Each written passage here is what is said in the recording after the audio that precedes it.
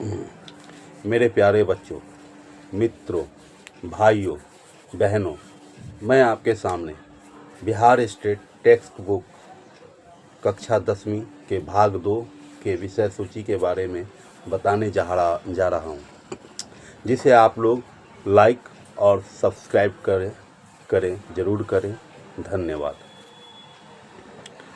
सबसे पहले मित्रों, मैं कक्षा 10 के बिहार टेक्स्ट बुक के भाग 2 के विषय सूची के अनुक्रमणी के बारे में बताने जा रहा हूँ, जिसमें 2 पाठ होते हैं बेटा।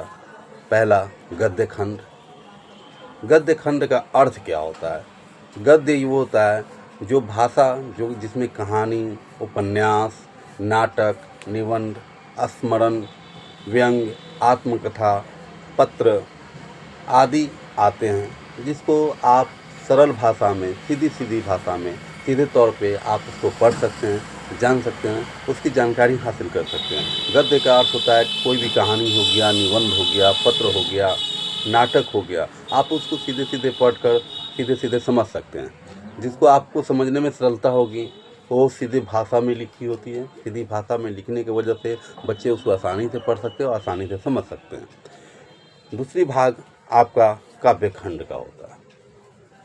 काव्य खंड जिसकी भाषाओं को रचनात्मक रूप में लिखे जाते हैं, वो एक काव्य के रूप में लिखा जाता है, एक कविता के रूप में लिखा जाता है, एक लय में लिखा जाता है, जिसको पढ़ने में काफ़ी आनंद आता है, जो एक सजावटी रूप से, रचनात्मक रूप से, बनावटी रूप से लिखा रहता है, लेकिन उसको भी पढ़ने का एक अलग आनंद होता है, उसका एक अर्थ अलग होता है। लेकिन वो भी काफ़ी हिंदी साहित्य में उसका भी एक बहुत प्रमुख स्थान रहा है। लोग उसको भी बहुत आनंद के साथ पढ़ते हैं।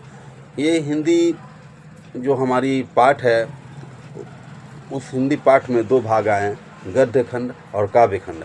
हमें अपने बच्चों, मित्रों, भाइयों, बहनों से ये आशा है कि आपको गद्य खंड और काव्य खंड अच्छी से समझ में आ गया होगा। अगर किसी प्रकार का कोई दिक्कत हुआ हो तो प्लीज़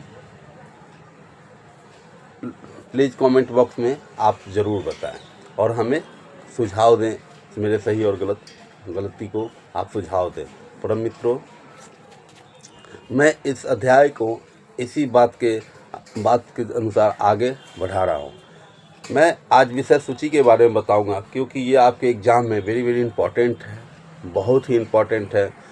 बिहार टेस्ट एग्ज़ाम में हमेशा से यह आता रहा है, आपके VVI क्वेश्चंस में आ रहा है, क्योंकि प्रत्येक एग्ज़ाम में कम से कम 2, 5, 3 नंबर का यह ज़रूर आता है। इसलिए आप प्यारे मित्रों, बच्चों और भाइयों से ये अनुरोध है कि आप इसे ज़रूर से ज़रूर याद कर लें, क्योंकि ये आपके एग्ज़ाम के व्यू से बहुत ही इम्पॉर्टेंट है। आप इसको ज़रूर से ज़रूर याद कर लें। मैं पहले पाठ का नाम, उसके लेखक का नाम और उसके पाठ का नाम और वो क्या लिखे हैं उसके बारे में आज बताऊंगा। तो धन्यवाद। मैं इसी पे अपनी बात को विराम देता हूं और पाठ को आरंभ करता हूं। पहला अध्याय, पहला पाठ।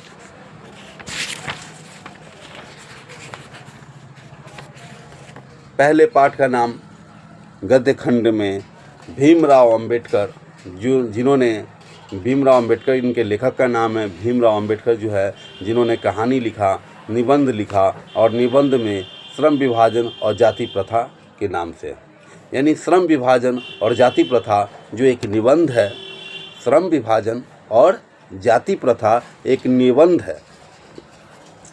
मैंने क्या बताया बच्चों?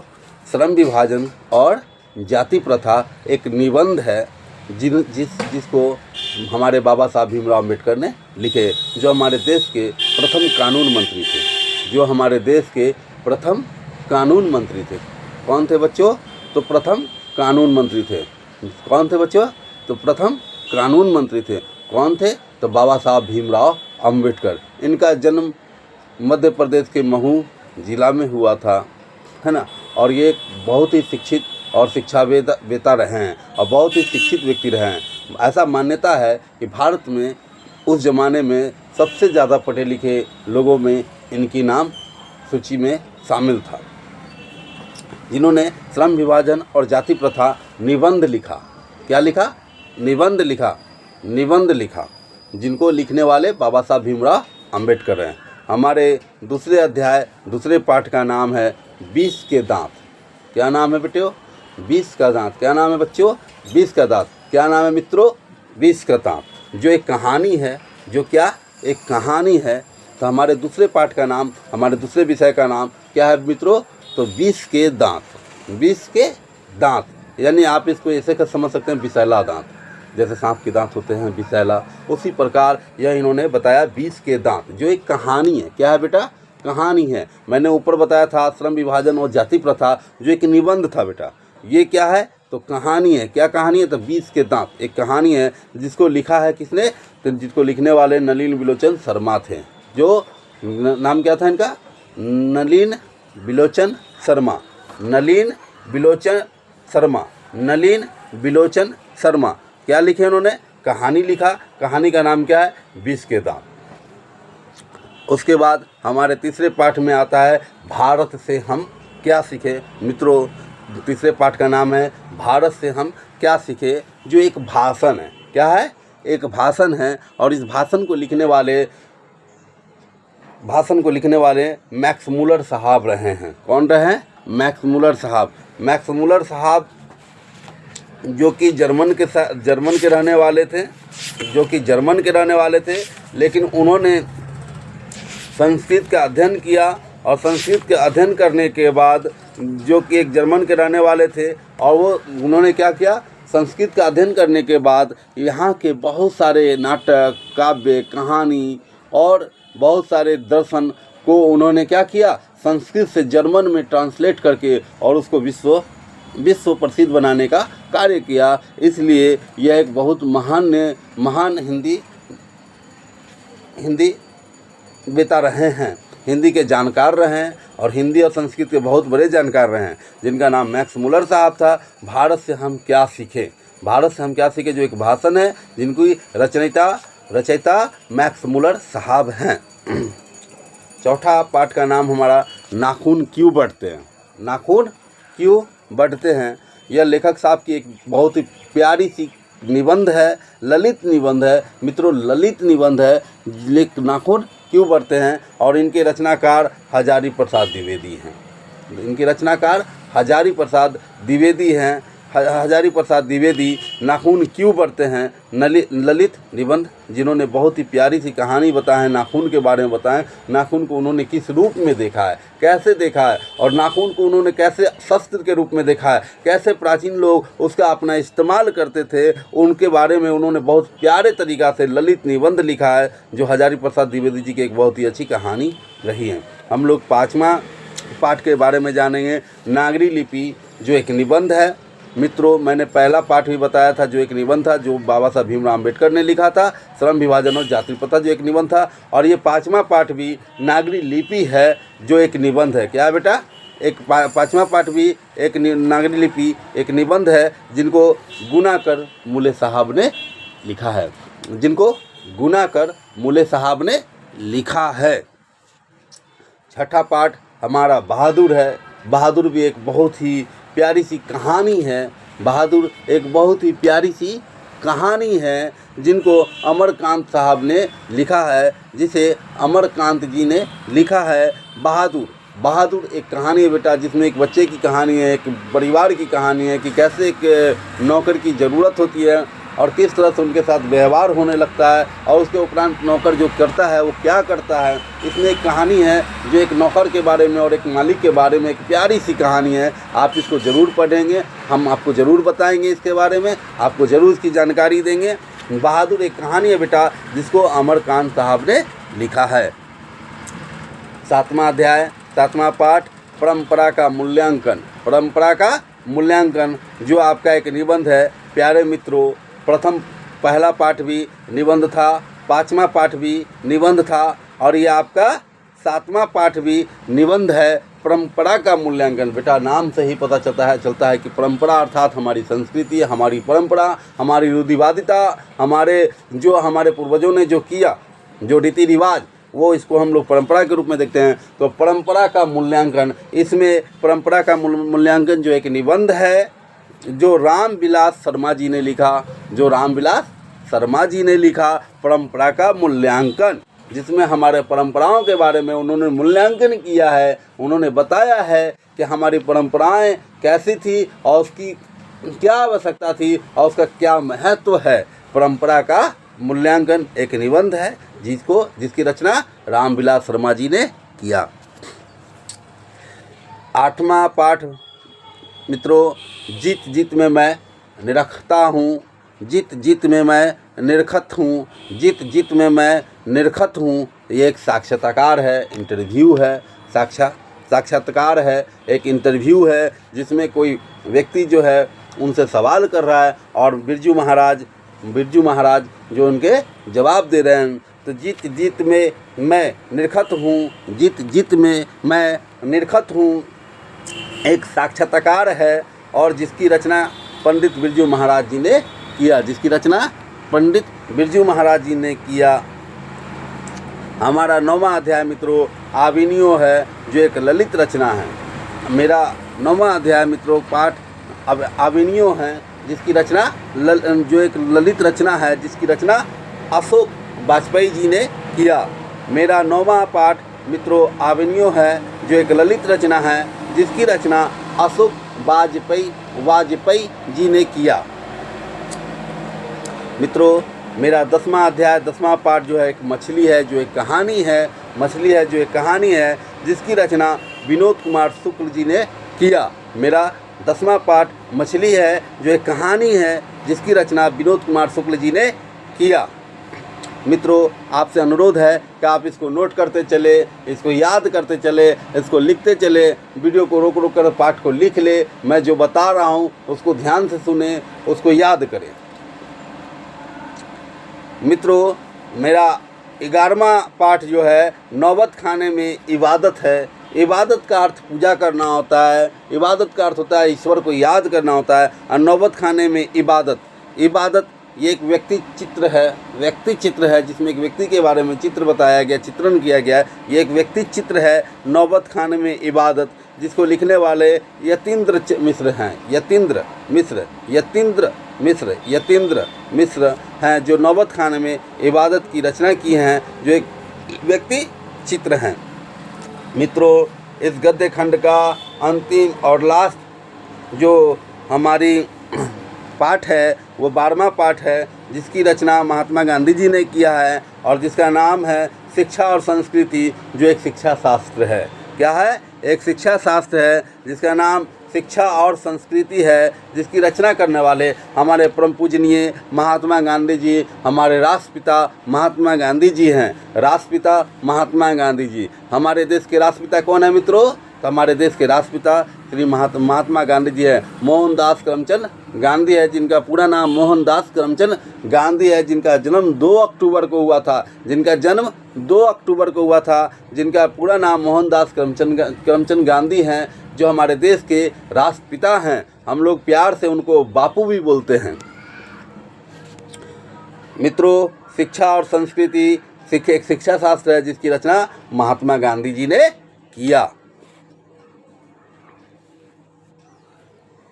दूसरे अध्याय हमारा बेटा काव्यखंड है। काव्यखंड हमने आपको पहले बताया कि काव्यखंड एक कविता होती है, एक रचनात्मक भाषा होती है जिसको पढ़ने का एक अलग मज़ा होता है, जिसके बारे में हमने आपको पहले भी चर्चा किया है। आप वीडियो को पीछे कर करके देख ले और समझ ले कि हाँ काव्यखंड क्या होता है। बेटा मित्रों भाइयों बहनों देखिए, गुरु नानक ये पहले पाठ का नाम है इनका, गुरु नानक जी जिन्होंने लिखा है, और विषय पाठ का नाम है राम बिनु बिरथे जगी जन्मा जो नर दुख में दुख नाही माने।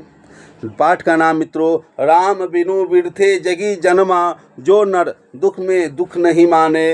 प्यारा सा नाम है मित्रों, सुनने से ही शरीर में आनंद और प्रफुल्लित हो जाता है, रोम रोम जग जाता है। कितना प्यारा सा नाम है, तो पाठ भी कितना प्यारा सा होगा, पढ़ने का आनंद कितना प्यारा सा होगा, है ना। राम बिनु बिरथे जगी जन्मा जो नर दुख में दुख नहीं माने की रचना गुरु नानक जी ने किया, जो सिखों के गुरु हैं और सिखों के गुरु हैं जो गुरु नानक साहब ने राम बिनु बिरथे जगी जन्मा जो नर दुख में दुख नहीं माने।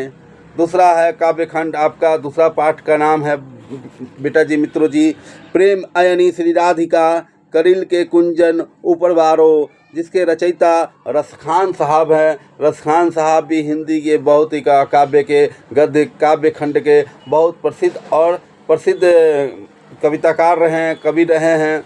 रसखान साहब जिन्होंने लिखा है प्रेम अयनी श्री राधिका करील गुंजन ऊपर बारो। तीसरा घनानंद साहब है। घनानंद साहब का नाम तो बहुत फेमस है, इतिहास में भी एक व्यक्ति थे जिसका नाम घनानंद था, उनका भी एक इतिहास है मित्रों। लेकिन ये घनानंद कोई और हैं, वो नहीं हैं। घनानंद एक ये कविकार हैं, काव्यकार हैं, एक कवि हैं घनानंद साहब, जिन्होंने लिखा है अति सुधो स्नेहा को मारंग है मो असवन असुआ निहिम लय बरसो। चौथा प्रेम घन स्वदेशी पाठ का नाम है, स्वदेशी पाठ का नाम है, जिनके रचयिता प्रेम घन हैं, जिनका रचयिता प्रेम घन है। कितना प्यारा सा नाम है मित्रों। हमारा पाँचवा पाठ का नाम भारत माता है। भारत माता है, हमारे पाँचवा पाठ का नाम भारत माता है, जिसके रचयिता सुमित्रानंद पंत है। सुमित्रानंदन पंत है बेटा। हमारे पाँचवें पाठ का नाम भारत माता है, जिनके रचयिता सुमित्रानंदन पंत है। सुमित्रानंदन पंत है, जिसकी रचना भारत माता है, काव्य खंड है बेटा। छठा हमारे जनतंत्र का जन्म है, जिसके रचयिता रामधारी सिंह दिनकर है बेटा। रामधारी सिंह दिनकर को हमारे देश का राष्ट्र कवि भी कहा जाता है बेटा, राष्ट्र कवि भी कहा जाता है रामधारी सिंह दिनकर, जिनकी रचना जिन्होंने रचना किया जनतंत्र का जन्म। बेटा हमारा 7वें अध्याय का नाम हिरोशिमा है। हमारे 7वें अध्याय का नाम हिरोशिमा है। हमारे 7वें अध्याय का नाम हिरोशिमा है, जिसकी रचना बेटा जी इनका बहुत प्यारा सा नाम है। मैं आपको नाम बताता हूँ है ना, जिन्होंने बहुत सारी कविताएं, उनके हिंदी में बहुत सारे कविताएं हैं, बहुत सारी कहानियां हैं, बहुत सारे उनके शोध हैं, जो हिंदी जगत में बहुत ही प्रसिद्ध व्यक्तियों में गिने जाते हैं। जिन्होंने 7वां पाठ हिरोशिमा लिखा है, उनका पूरा नाम सच्चिदानंद हीरानंद वात्स्यायन अज्ञेय है।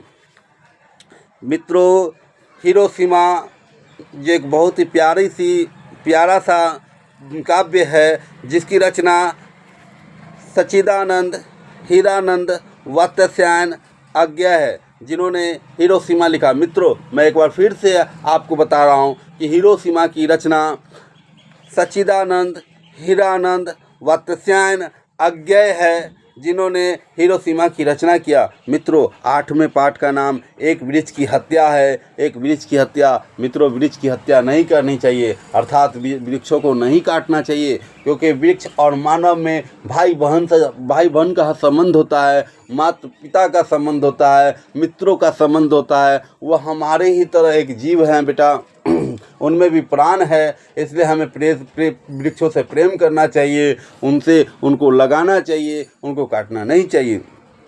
मित्रों 8वां पाठ का नाम है एक वृक्ष की हत्या, जिनको लिखा है कुंवर नारायण साहब ने। किसने लिखा? कुंवर नारायण साहब ने। मित्रों हमारी 9वें पाठ का अध्याय का नाम है हमारी नींद। बेटा नींद सबको प्यारी है, अगर नींद पूरी ना हो तो पढ़ने का भी मज़ा नहीं है, अगर नींद पूरा नहीं हो तो जीवन का भी मज़ा नहीं है। इसलिए मित्रों इंसान को अपने कार्य में से अपने नींद को भी पूरा करते रहना चाहिए और मन लगा के पढ़ते रहना चाहिए। मित्रों नींद पूरा रहेगा तो पढ़ने का भी मज़ा खूब आएगा। लेकिन नींद का ये मतलब नहीं है कि आप सोए हैं तो सोए रहिए, नहीं, सोए हैं तो सोए रहिए, है ना मित्रों, हंसिएगा नहीं प्लीज़, है ना। तो हमारी नींद जिसके रचयिता हैं वीरेन डंगवाल, जो हमारे 9वें पाठ का है। पाठ का नाम है हमारी नींद और जिसके रचनाकार है वीरेन डंगवाल। हमारे 10वें पाठ का नाम अक्षर ज्ञान है। बेटा बिना अक्षर ज्ञान के संसार में कोई भी शब्द, कोई भी भाषा नहीं बन सकता है, इसलिए अक्षर ज्ञान के बारे में ज़रूर जानना चाहिए, ज़रूर पढ़ना चाहिए। अक्षर ज्ञान जिसके रचनाकार अनामिका साहब हैं, अनामिका जी हैं। हमारे 11वें पाठ का नाम लौट कर आऊँगा फिर।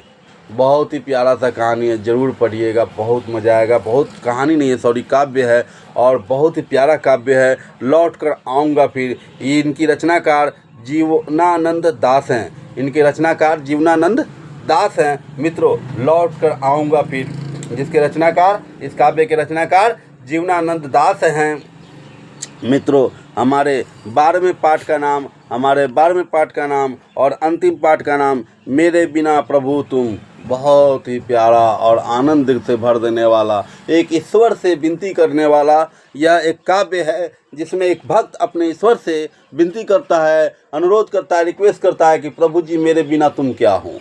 और ये एक सत्य है बेटा कि जब आपका नाम लेने वाला कोई नहीं हो, आपको लाइक करने वाला कोई नहीं हो, आपको सब्सक्राइब करने वाला कोई नहीं हो, तो फिर आपके मेहनत का कोई फल नहीं है, आपके मेहनत का कोई मतलब नहीं है। इसलिए जब आपको कोई लाइक करने वाला, सब्सक्राइब करने वाला मिल जाता है तो आपके मेहनत का फल मिल जाता है। इसलिए मित्रों, इसमें जो हमारे रेनन मारिया रिल्के साहब हैं, इन्होंने लिखा है मेरे बिना प्रभु जी तुम। इसमें एक भक्त अपने ईश्वर से विनती करता है कि हे ईश्वर मेरे बिना आप क्या हो।